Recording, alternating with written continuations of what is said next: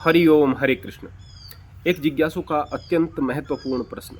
गुरुजी, हमारे बच्चे जवान हो रहे हैं, अगर वो गलत रास्ते पर चलते हैं तो हम उन्हें ठीक कैसे करें? आज ज़माना ख़राब है, बच्चे बुरी आदत में पड़ जाते हैं, तो कैसा व्यवहार उनके साथ करें ताकि वह सही रास्ते पर आ सकें? वास्तव में यदि मैं बिल्कुल सच बताऊं, तो इसका सही बिल्कुल उपयुक्त कोई जवाब है ही नहीं। हम जो राय आपको दें, चाहे हम कितना भी सोचकर कोई राय आपको दें, उसका उल्टा प्रभाव हो सकता है। वास्तव में आज की तारीख में ज़माना बहुत ख़राब हो गया है। माँ बाप के विश्वास को तार तार करके बच्चे पहले भी गलत रास्ते पर चले जाया करते थे। अभी भी एक केस सामने आया है, जहाँ पर एक बेटी जिसकी उम्र 21 वर्ष, वह अपने तथाकथित प्रेमी के साथ में घर छोड़ कर के चली जाती है, शादी कर लेती है और माँ बाप के खिलाफ एक केस दर्ज कर देती है, जिसमें बताया गया था कि मेरे माँ बाप से मुझे प्राणों का खतरा है, क्योंकि मेरे माँ बाप बहुत स्वार्थी किस्म के हैं, वे मुझसे ज़्यादा अपनी इज्जत से प्रेम करते हैं। अब माँ बाप ने पता नहीं क्या क्या चीज़ें सोची होंगी, क्या उनके दिल पर बीती होगी, कितनी सारी बातें उन्होंने याद की होंगी, किस तरह से हमने अपनी बच्ची को पढ़ाया, किस तरह से उसकी ज़रूरतों का ख्याल रखा, इतनी सारी चीज़ें सोची, तभी तो उन दोनों ने यानी माता पिता ने रेलगाड़ी के नीचे कट करके अपनी जान दे दी। वास्तव में इस घटना को यदि हम विस्तार से बताना चाहें तो बहुत दर्दनाक है। महसूस करना चाहें तो आप लोग महसूस कर सकते हैं। ऐसी चीज़ें पहले भी होती थी, आज ज़्यादा हो रही हैं, वो विषय अलग है। लेकिन आज की तारीख में समाज गंदगी में बहुत ज़्यादा उतर गया है, इससे तो बहुत आगे की बातें हो रही हैं। अब ऐसे में जो बच्चे हमारे जवान हो रहे हैं, अगर वह बिगड़ते हुए दिखाई देते हैं तो हमें ऐसा लगता है कि शायद हमारा तो भविष्य ही खराब हो गया है। बच्चों के लिए ही आदमी इधर उधर मारा मारा फिरता है, हजार प्रकार की तकलीफें सहन करेगा, खुद अपनी ज़रूरतों को मार करके बच्चों के शौक़ को पूरा करेगा। वही बच्चे अगर गलत रास्ते पर चलते हैं तो माँ बाप के दिल पर क्या बीतती है। लेकिन ऐसे में आपको क्या बताया जाए? मैं एक छोटा सा उदाहरण आप लोगों के सामने यदि रखूं तो दही क्या है? दही वास्तव में एक बहुत बड़ी औषधि है, स्वास्थ्य के लिए बहुत बढ़िया है, और अगर व्यक्ति सही प्रकार से घर की दही का सेवन करता है तो बहुत सारे पोषक तत्व तो मिलते ही हैं, बहुत सारी बीमारियों से भी उसकी रक्षा हो जाती है। अब अगर यह बात हम सार्वजनिक मंच से कहें दही इतनी अच्छी है, तो कुछ लोग अगर दही को खाएंगे तो वो बीमार भी पड़ सकते हैं। ऐसा भी हो सकता है कि दही उनके लिए जहर हो। किसी की कफ प्रकृति है, किसी को दही बिल्कुल भी सूट नहीं है, उनके लिए तो बिल्कुल जहर का काम करेगी। ठीक ऐसे ही एक दवाई है, एक मरीज की बीमारी को जड़ से ठीक करने की क्षमता रखती है। ठीक वैसी ही बीमारी है, मरीज है, और वही दवा उसके लिए जहर हो सकती है, क्योंकि उस दवा का उस पर साइड इफेक्ट है या फिर उस मरीज की प्रकृति कुछ और है। आज की तारीख में एलोपैथी बहुत आसान हो गई है। बाज़ार में मिलने वाली एंटीबायोटिक दवाओं के विषय में, पेन किलर्स के विषय में, अलग अलग प्रकार की जो दवाइयाँ हैं, उन दवाइयों के विषय में ज़्यादातर लोगों को पता है।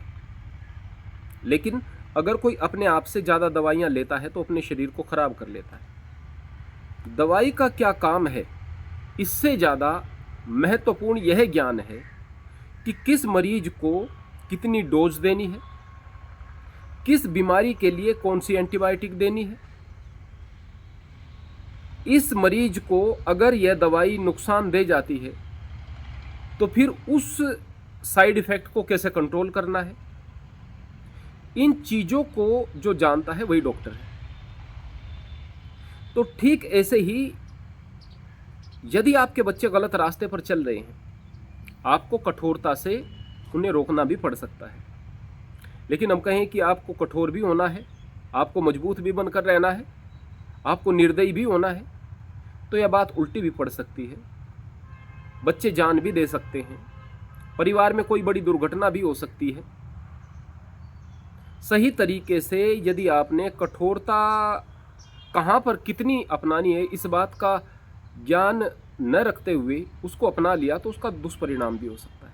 हम कहें कि बच्चों के साथ प्रेम से व्यवहार करो, मित्रवत व्यवहार करो, तो हो सकता है कि आपका मित्रवत व्यवहार करना बच्चों को स्वच्छंद बना दे, उन्हें आपका डर ही ना रहे, तो चीज़ें और ज़्यादा गड़बड़ हो सकती हैं। तो माता पिता होना इतना आसान नहीं है। माता पिता को भी एक कुशल वैद्य की तरह, कुशल डॉक्टर की तरह होना जरूरी है। किस समय किस बीमारी में किस इलाज को देना है, कितनी डोज देनी है, इस चीज़ का ज्ञान भी होना जरूरी है और उस इलाज की क्षमता भी आपके पास में होना जरूरी है। कमज़ोर माँ बाप बच्चों को सही प्रकार से नियंत्रित नहीं कर सकते। व्यसनी माँ बाप बच्चों को ज़्यादा नियंत्रित नहीं कर सकते। आपके बच्चे क्या हैं? जैसे आप हैं वैसे ही आपके बच्चे हैं। आपके बच्चे आपका प्रतिरूप हैं। एक बात जो सार्वभौमिक रूप से लागू होती है वो ये कि यदि आप बहुत ज़्यादा संस्कारी हैं, यदि आप सुबह उठते हैं, ईश्वर उपासना करते हैं, आपके जीवन में कोई गलतियां नहीं हैं, व्यसन नहीं है, संयमित आपकी भाषा है, मेहनती आप हैं, हर प्रकार के नैतिक और मौलिक गुण आपके अंदर हैं, तो उनका प्रभाव आपके बच्चों पर 100% पड़ेगा, हर हाल में पड़ेगा।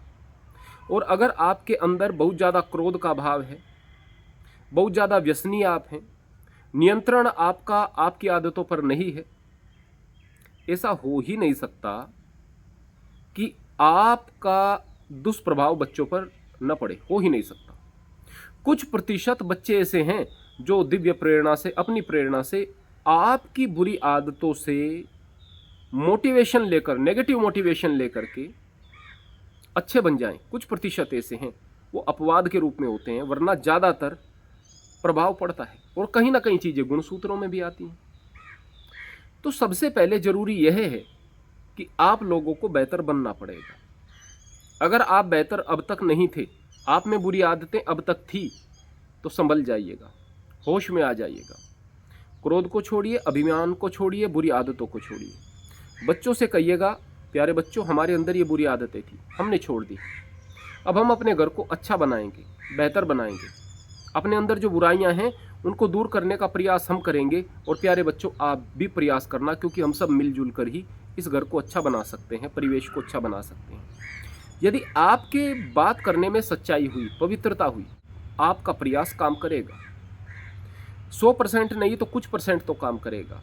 फिर आगे आपके अंदर क्षमता होनी चाहिए कि अब हमें किस प्रकार से परिस्थिति को हैंडल करना है। कुल मिलाकर मैं एक बात कहना चाहूँगा कि छोटे से छोटे पद को प्राप्त करने के लिए भी तैयारी करनी पड़ती है।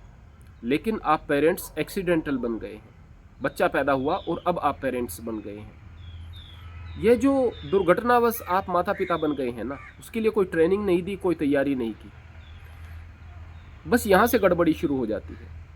ये एक्सीडेंटल पेरेंट्स बच्चों को नहीं संभाल पाते हैं।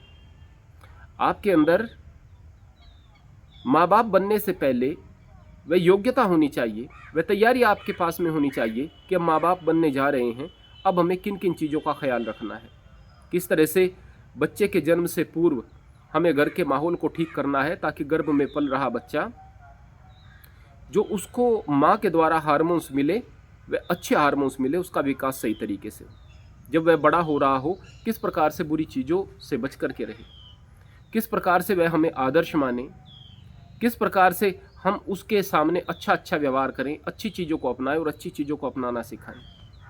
ये तैयारियां होती हैं। यदि इस तैयारी को कर पाए तो फिर आपने बहुत ज़्यादा पैसा भी नहीं कमाया, बहुत ज़्यादा धन संपदा भी नहीं कमाई, तो भी आपके बच्चे कामयाब होंगे और आपकी हर प्रकार की कमी को पूरा कर देंगे। और अगर आप इन चीज़ों में चूक गए, आप एक्सीडेंटल पेरेंट्स बने, पैसा बहुत कमाया, कामयाब इंसान बन गए, पर अच्छे माता पिता नहीं बन पाए, यकीन मानिए आपके बच्चे सब कुछ बर्बाद कर देंगे, सब कुछ खराब हो जाएगा। आप दिन रात फिर मंदिर जाते रहिएगा, दिन रात फिर आप भक्ति करते रहिएगा, वो भक्ति किसी काम की नहीं है जब आपके अंदर वो मौलिक गुण ही नहीं है जो कि अच्छे आदमी के अंदर मौलिक गुण होने चाहिए। जो व्यक्ति अपने घर में खुशियों को स्थापित नहीं कर पाया, पुनः मैं कहूँगा, उस व्यक्ति को पूजा का भी अधिकार नहीं है। सबसे पहले आप अपनी अच्छी आदतों के कारण अच्छा परिवेश तो बनाओ, उसके बाद जो भौतिक तकलीफ़ें आती हैं, उसके बाद जो पारिवारिक समस्याएं आती हैं, उसके बाद किसी भी प्रकार की समस्याएं आती हैं, उन समस्याओं के समाधान के लिए जब आप परमात्मा के पास में जाएं, मेरे प्रभु मैंने तो प्रयास बहुत ज़्यादा किया है, अब स्थिति मेरे बस से बाहर है, अब आपकी सहायता चाहिए। अब निश्चित रूप से परमात्मा को भी लगेगा कि मेरा भक्त प्रयास कर रहा है, जो इससे नहीं बन पा रहा वहाँ पर मैं सहायता करूँगा। एक व्यक्ति जो सारी चीज़ों को खराब करता है और बार बार केवल सारी चीज़ों को परमात्मा के भरोसे छोड़ता है, तो उसकी मालिक कोई सहायता नहीं करता, उसकी सहायता यह प्रकृति नहीं करती है। तो आप इस मर्म को समझें, अपने घर को, अपने परिवार को बेहतर बनाएं, अपने बच्चों को बेहतर बनाएं। यदि हम ऐसा कर पाए तो निश्चित रूप से इसी में हमारी विजय है। हरि ओम, हरे कृष्ण।